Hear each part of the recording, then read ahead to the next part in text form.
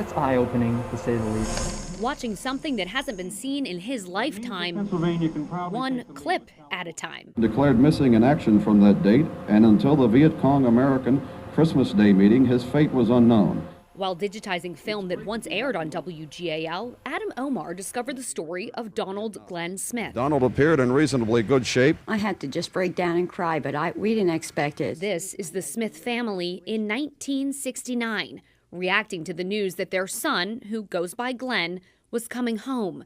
After being declared missing in action, then killed in action, he'd finally been found as a prisoner of war, held in a Vietnam jungle for 8 months. They did state that he got off the helicopter at the Long Binh airport in right above Saigon, that he walked away from the helicopter. It appeared that his feet were swollen. Today was the day Army PFC Katelyn Smith came home to family and friends in this small Lancaster County community. It's really great to be back.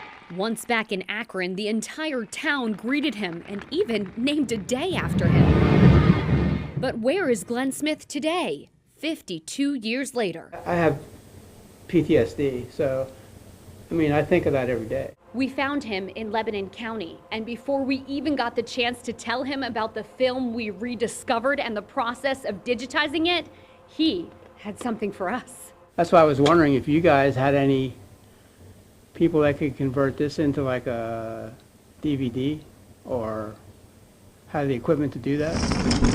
Do we ever? And better than that, we brought some of the digitized film with us. Mr. and Mrs. Smith, what is your reaction to your son Donald's release? It's his wife Jennifer's first time seeing the video, and his first time seeing his parents in a long time. Young mom.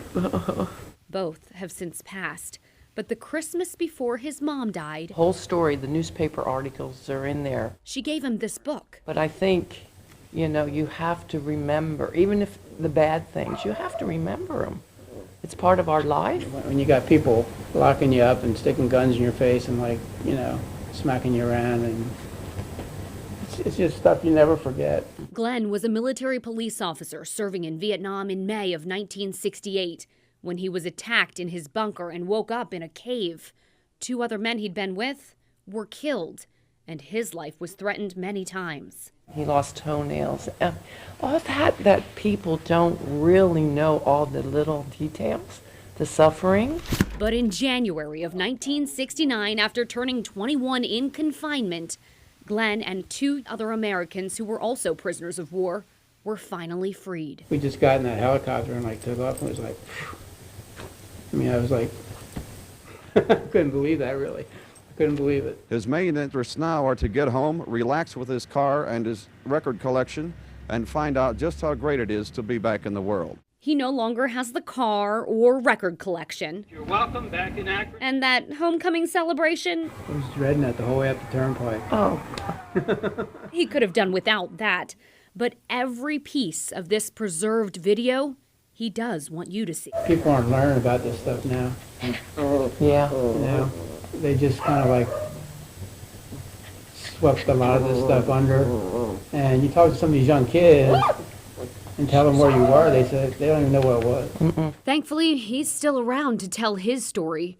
One of the other men who was rescued with him, This is Mike Russell. and even reporting. the WGAL reporter who originally told his story, have died.